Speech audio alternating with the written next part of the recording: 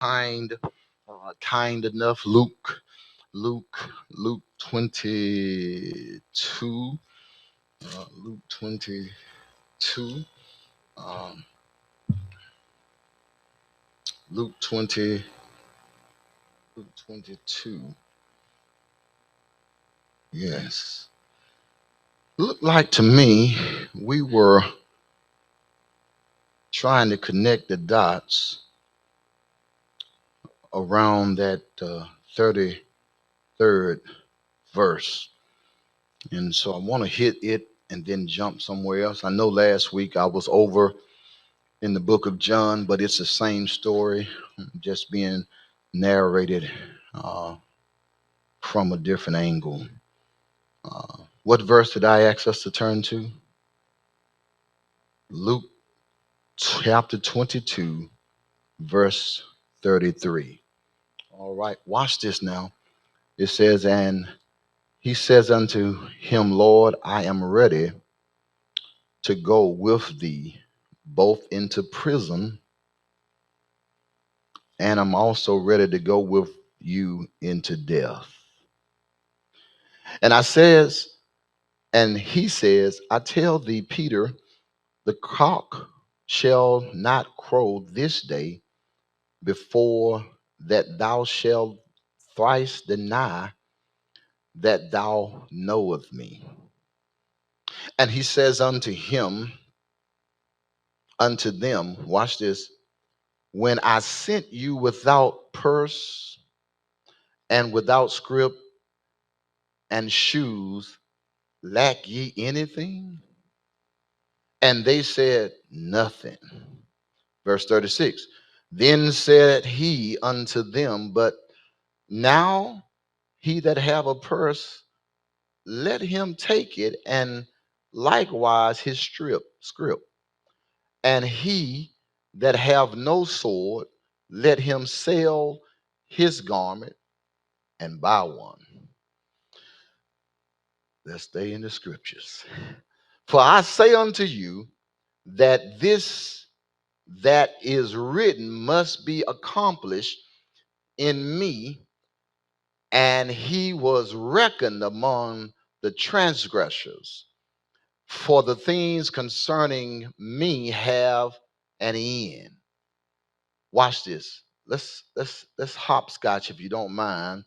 Let's get to verse 47. Let's go to verse 47. All right. Verse 47 says, and while he yet spake, that's Jesus, that is, behold, a multitude, and he, someone say, and he, that was called Judas, one of the 12, went before them and drew near unto Jesus, here it is, to kiss him. But Jesus says unto him, Judas, betrayest thou the Son of Man with a kiss? I want to stop right there, and hopefully we'll get to the end of this little series we've been on. And so today the focus, if you will, is on how powerful the prayer of Jesus is.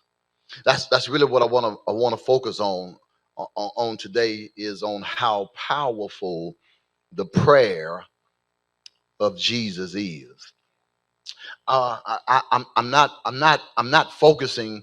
Thank you, Ursula. You may be seated. I'm not focusing on how he answers your prayer, but I want to focus on how powerful his prayer is on your behalf.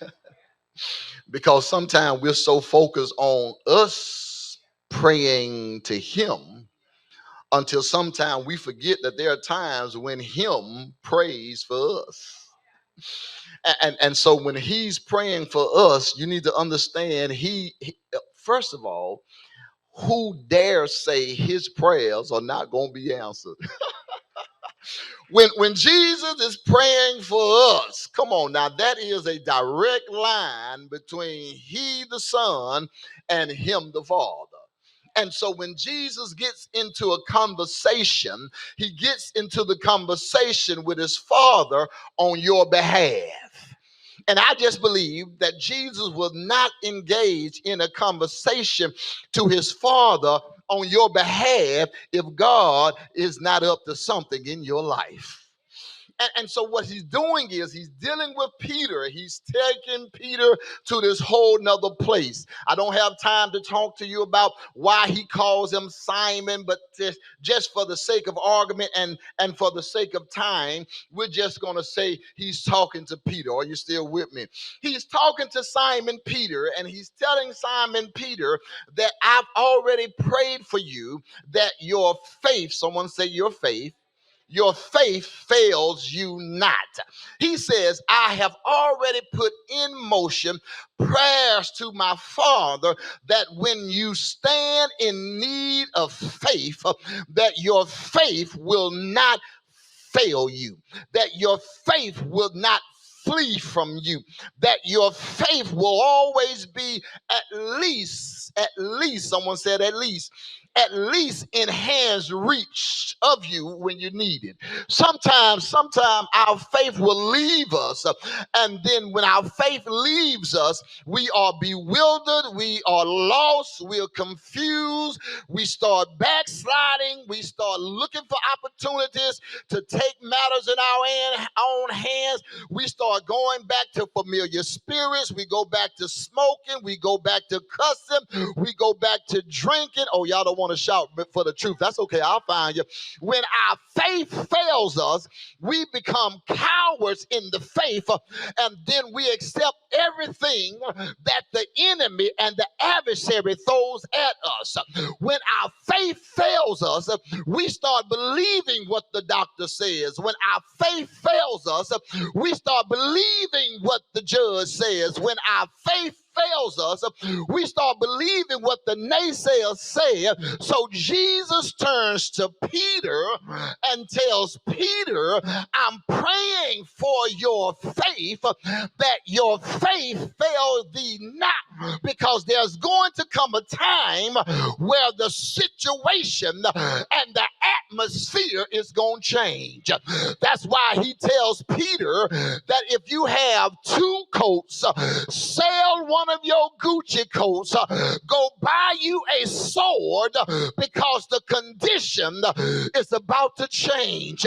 He says, I'm going to give you a warning, Peter, that even though you are connected to me, I'm talking to somebody, even though you are saved by me, even though I'm covering you, even though I have an anointing on your life, that does not eliminate the fact that Satan is mad, and Satan is going to bother you, and Satan is going to come after you. Let me just pause, because you're still looking at me like I'm talking to somebody else. But let me try it this way. If the devil is not messing with you, if the devil is not messing with you, if the devil is not messing with you, he normally has a tendency not to mess with those who he have. I'll say it again. If the devil is not messing with you, he may not be messing with you because he already has you. But I need to talk to somebody in here and say, Pastor, you don't understand my story. Seems like the devil been hot and heavy on me for a while now. Well, boo-boo, let me help you out up in here. If he's messing with you, that means he does not have you. And since he does not have you, you got to learn how to tell God, thank him, that if he don't have me, that must mean God has you. Are you listening to me up in here? Come on, look at your neighbor and say, the devil don't have you.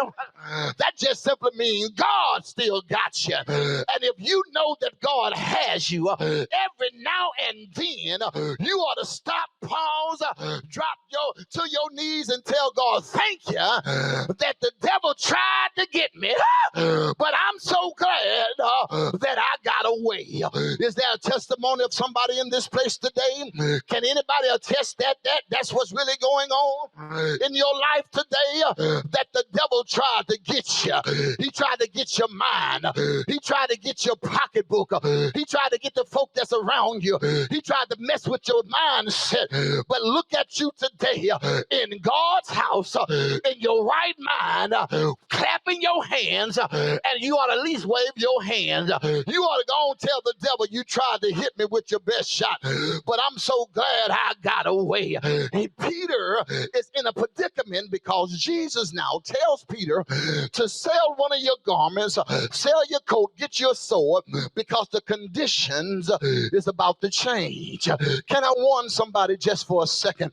Just because the conditions are about to change, can I get that white mic, please? Just because the conditions are about to change does not mean God is changing. Oh, I said something right there.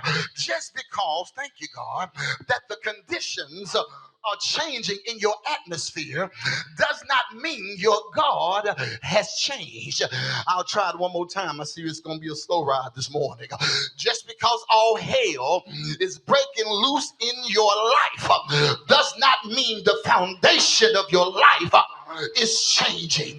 Just because folk are against you, just because folk are trying to pull you down, just because you can't see how to make ends meet, just because you don't lost your job, just because they're trying to foreclose on your house, just because your car ain't doing right, are y'all here, does not mean that your God has forsaken or abandoned you.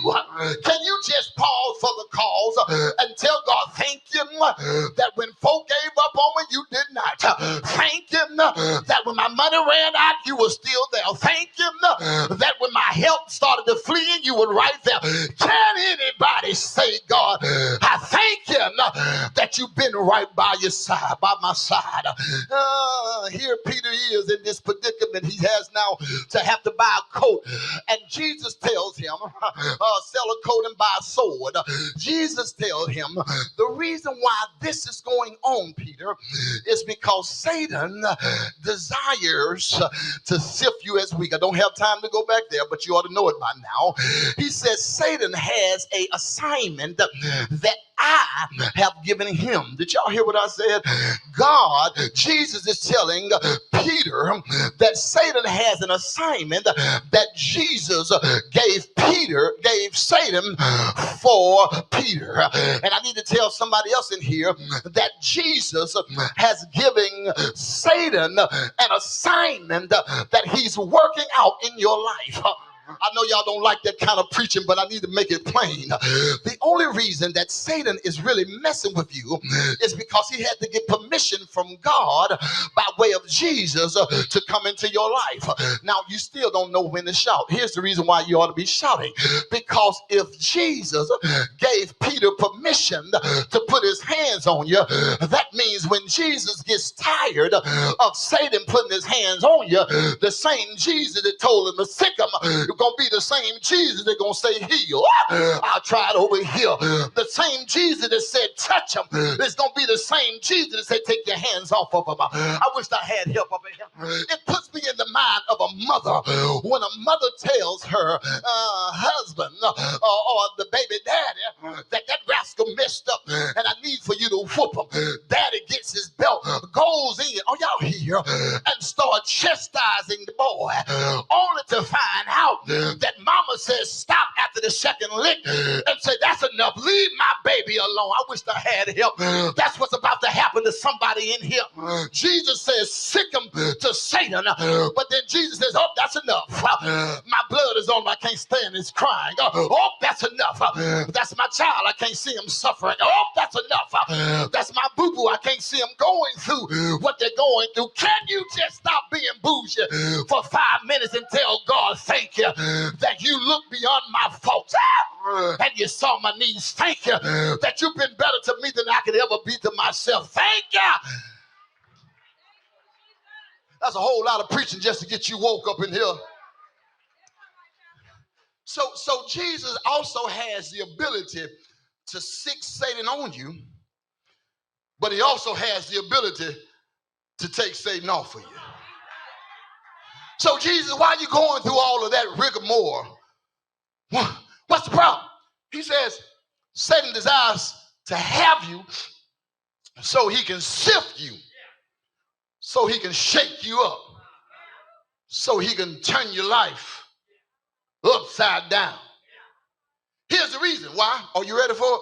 The reason why is because I know that there's something in you that I'm trying to get out of you.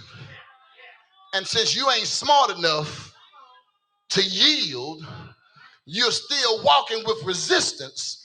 He says, I'm going to employ Satan to shake up your life. In other words, you're the wheat. And the only way to get the good stuff out of you is to have problems come around you. Come on, help me shake it up and shake you up a little bit. And so the Hebrew connotation of that word shaking means it literally splits the head of the wheat. Sister Francine drew all apart. And the reason why it busts the head in Maysville term to the fat meat is the reason why it busts your head to the fat meat is because he know he got something behind your thick skull that you ain't gonna let it slide out without some tribulation, without some trouble, and without some pain. Are y'all here? And so what Jesus says is, I want you to praise me genuinely, but if I force you to praise me, I'm going to be upset because I force you. So I'm going to hire Satan to come in and he's going to handle you. And when he gets through handling you, you're going to run to the altar. You're going to run to the church. You're going to run to prayer. You're going to be right here and you're going to be saying, I yield, I yield. What must I do? Are y'all here to be saved? And then God's going to be sitting there saying, that's what I wanted all the time. I just wanted you to yield to me. That's what I wanted all the time. I just wanted you to take my yoke upon me. My yoke is easy and my burdens are light. That's all I wanted all the time. I just wanted you to come to Jesus just as you are without one plea. That's all I wanted. I wanted you to come. I didn't want to force you. I didn't want to make you. I didn't want to hold your hands behind your back, but I allowed the devil to get in your situation because I know that if I put the right pressure in the right place, you're going to come back to the house of promise. Can I talk to you up in this place today? I expect for this church to be full, busting through the seams in this next season because the White House and the governor's house and the mayor's house and whatever house you're living in may be going through some kind of pressure. Let me try to make it make sense in here. If the speaker of the house get kicked out, what make you think you're safe up in here? If they turn on themselves, what make you think you got some covering up in here? So what Jesus says, I'll make the rocks cry out, but before I make the rocks cry out, I'll create a situation to get you to come back to my house and say, what must I do, Lord God? So Jesus says, Peter, don't worry about it. I prayed for you. Someone say, I prayed for you. He says, I prayed for you. Here it is now, that thy faith fails thee not. What Jesus is telling Peter is that I put in prayer, in motion, the power of prayer, that your faith fails you not because you're so precious to me. He says that I'm doing this for you, Peter. He says, but I'm doing this because you're so precious to me that I need for you to get somebody else. I'll say it again. Jesus looks at Peter and says, I'm doing this not so much because you are that precious to me, but I'm doing this, Peter, because you are that precious to me, because I'm going to use you to get somebody else. I see y'all still miss that. He says, listen, I'm going on your back because I need for you to be so appreciative to me that when I send you to the club, you won't drop it like it's hot, but you'll tell somebody about how good that God is. When I send you to the liquor store, you won't try to go get you a little handy. Oh, y'all here, but you'll stand right there and tell somebody, listen, I ain't judging you. This is a no judgment zone, but the God that I serve was able to get me off, and the God that I serve is able to get you off. Are you listening to me up in here? He says, I need for you to become my spokesman, that when I send you to the doctor, doctors. I might have to let your pressure go up. But while you're in the waiting room, thinking not strange, turn to your neighbor while you're there and tell them that my God is a healer. Now they might look at you strange because your pressure is up and you're in the chair and you're in the hospital. But I'm just telling you, God allows Satan to shake it up so you can be in the right place, so you can open up your mouth, so you can give the right witness, so you can tell somebody else how good God is. Oh, I feel like shouting in this place. Look at your neighbor and say, neighbor, I might have missed my opportunity. I should have praised him when he had me down. I might have missed my opportunity. I could have shouted when he had me there. I might have missed my opportunity when I was down and out. I should have witnessed for him then. But I thank God. Can I tell you why you ought to thank him? It's because you still have breath. I thank God that I still have an opportunity to lift my hands, tell God thank you. I might have missed my witness moment yesterday, but I ain't gonna miss my witness moment right now. So he tells Peter, I pray for you. Here it is, that your faith fails thee not. I'm praying that your faith fails thee not. Now, the reason why he says, I'm praying that your faith fails thee not, he says, I'm praying that your faith fails thee not. Here it is now, simply, so that when thou art converted, I need for you to go back and strengthen your brother. He says, when thou art converted. The word convert there in the Hebrew connotation means that when you are reverted. Someone say reverted. The word revert means when you are turned back. In other words, what Jesus is simply saying, the reason why he calls him Simon, Simon, is because Simon, Simon is acting like old Simon, Simon act. But Jesus says, I pray for you that your faith fails you not. And when you have come to your senses and come back to me, I have an assignment change on your life. He says, when you've come to your senses, someone say, come to my senses. See, when you stop playing around and come to your senses, when you stop thinking that I got time, because truth be told, a lot of us don't have as much time as we think we may have. A lot of us, listen, can I be honest with you up in here? Stuff happening just like this.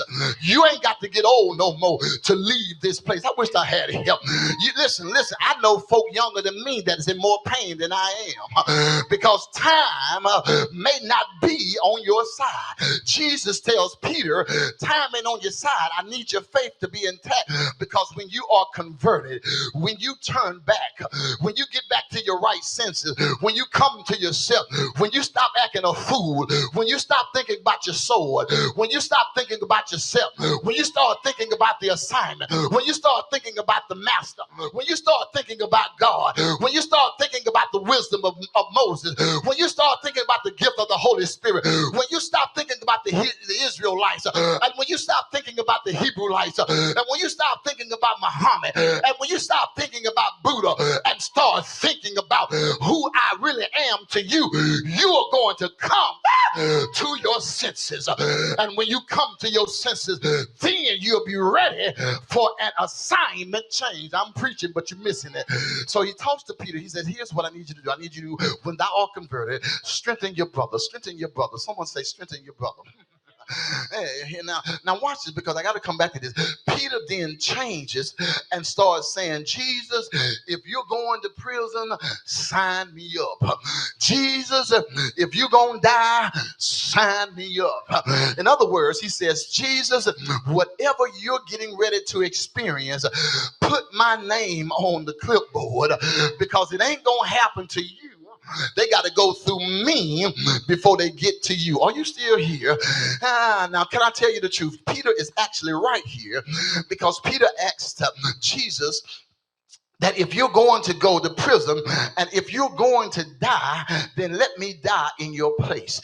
Peter was actually saying he wanted to die. Someone say he wanted to die. But he did not want to die the same death that Jesus died.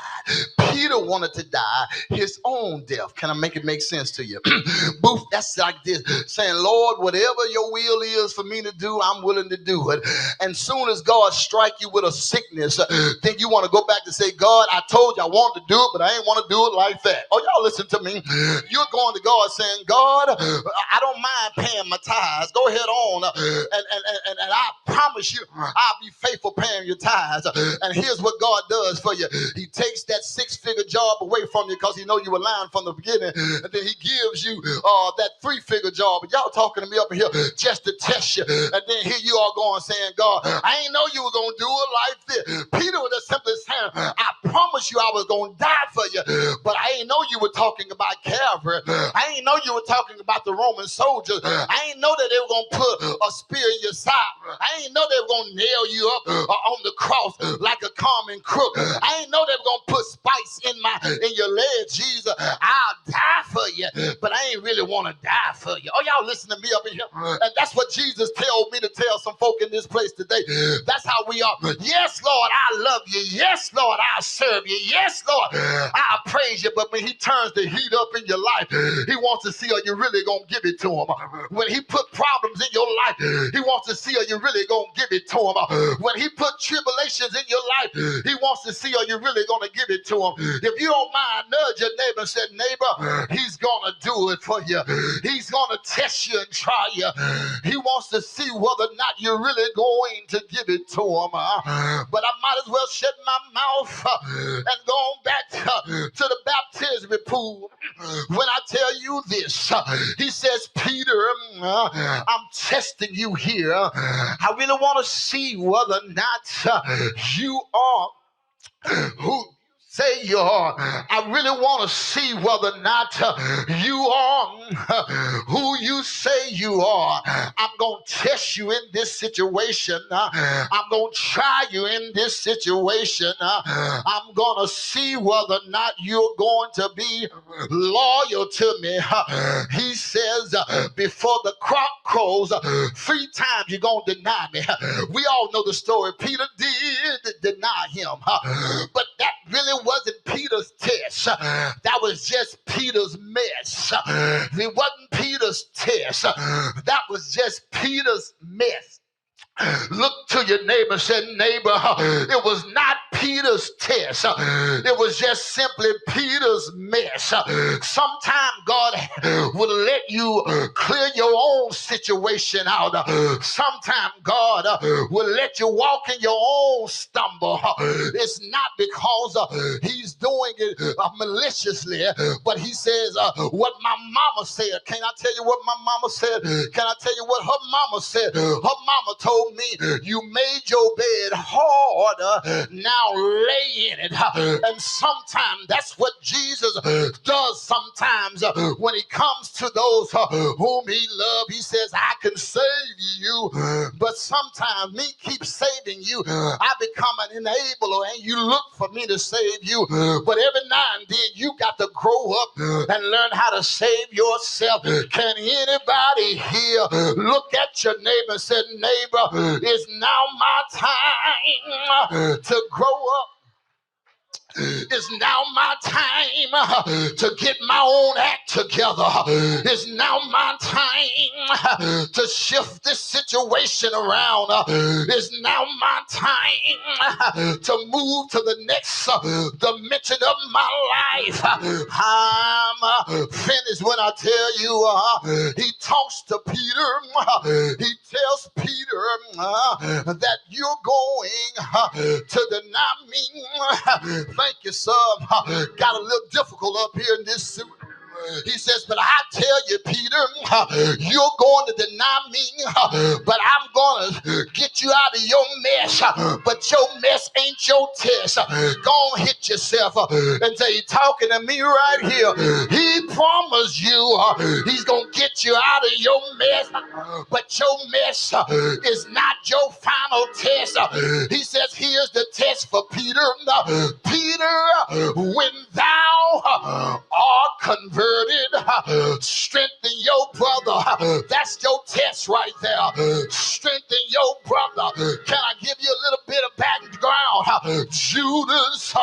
had betrayed Jesus. Judas had sold Jesus for 30 pieces of silver. Judas had sinned a terrible sin. Is there anybody here when Judas betrayed Jesus by selling him out? He came to the house of prayer. He had his mob with him. Kiss Jesus with the kiss of betrayal.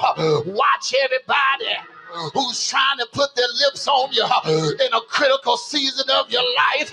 Beware who's greeting you with sinful lips. Everybody that hugs you ain't your honey.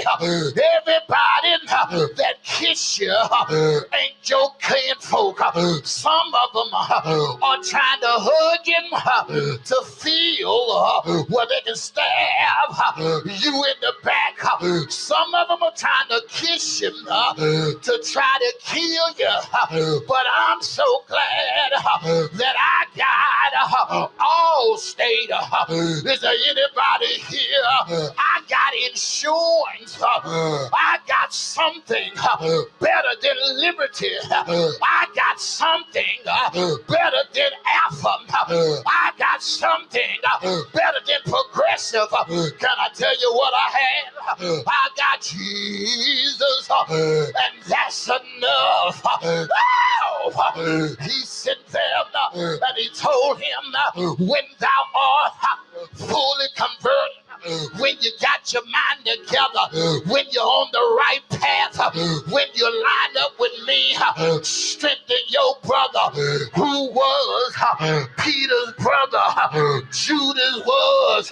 So what Jesus tells you, Peter in the John that we looked at last week, he tells in the book of John, he says, Peter, do you love me?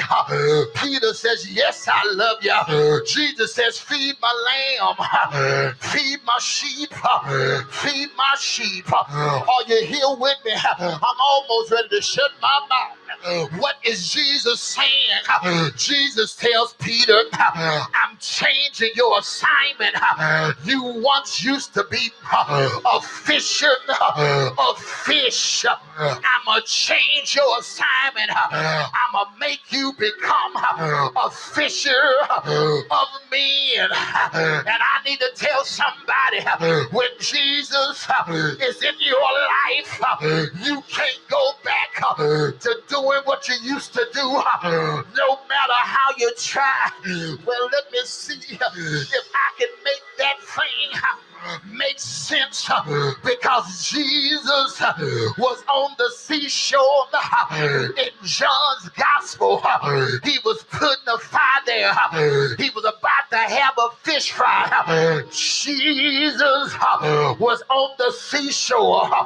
Here comes Peter and the disciple whom Jesus loved, named John. John sees this Jesus. Peter sees this a spirit. He jumped off the ship, swam about 100 yards to the shore. I see y'all missed it. Let me try one more time. I'm sorry that I didn't make it clear to you.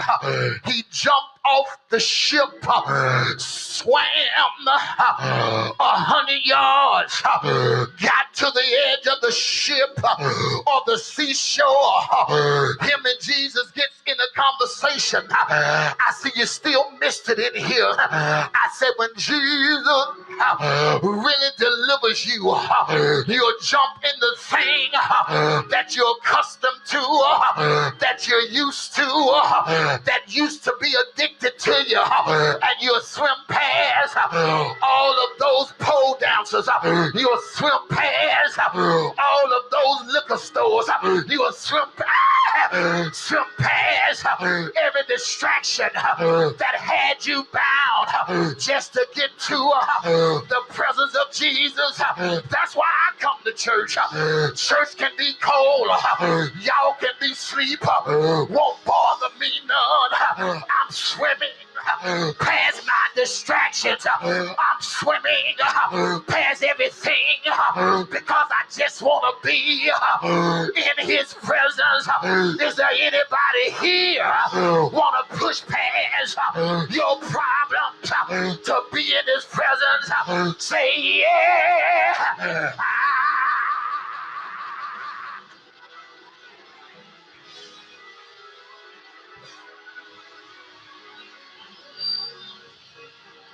Come here for 2 more minutes, 2 minutes, 2 minutes, 2 minutes.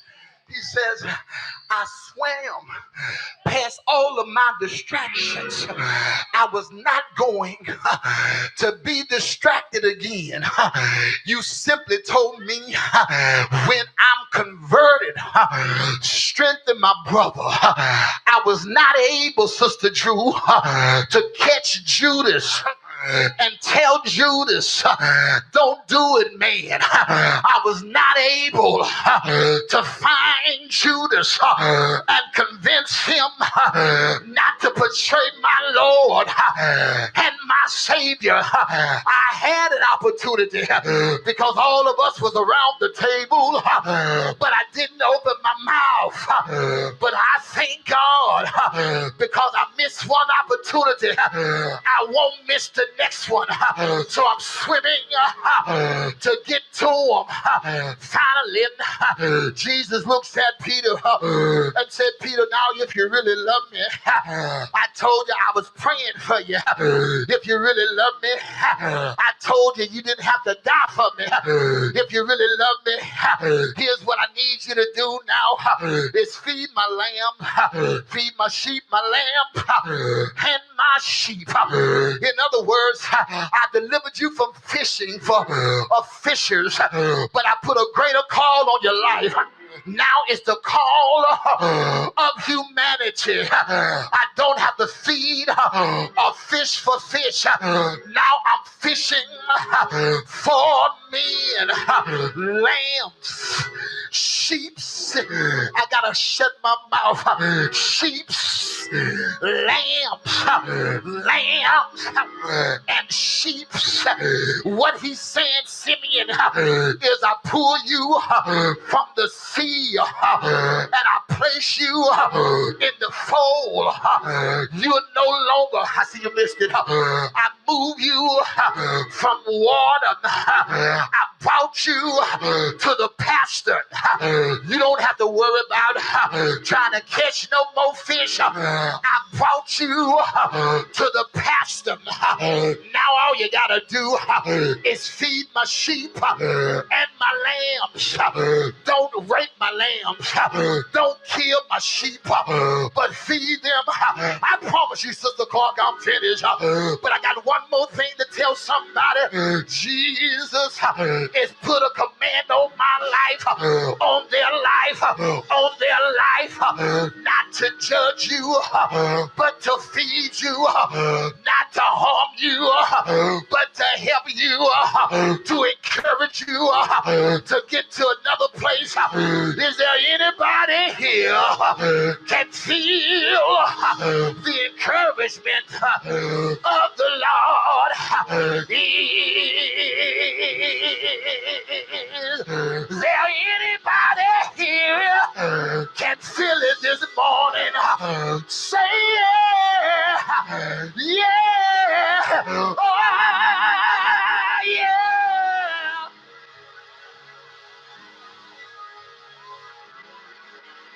I know he's all right. I know he's all right.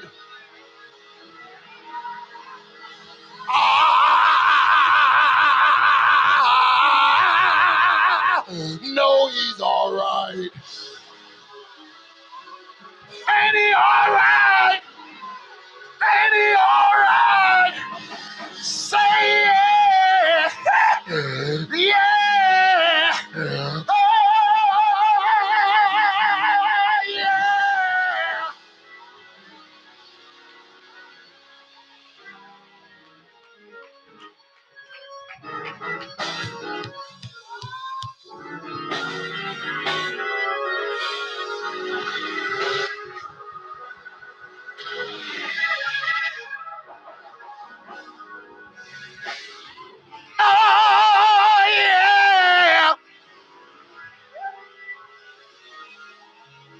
Come on, stand to your feet.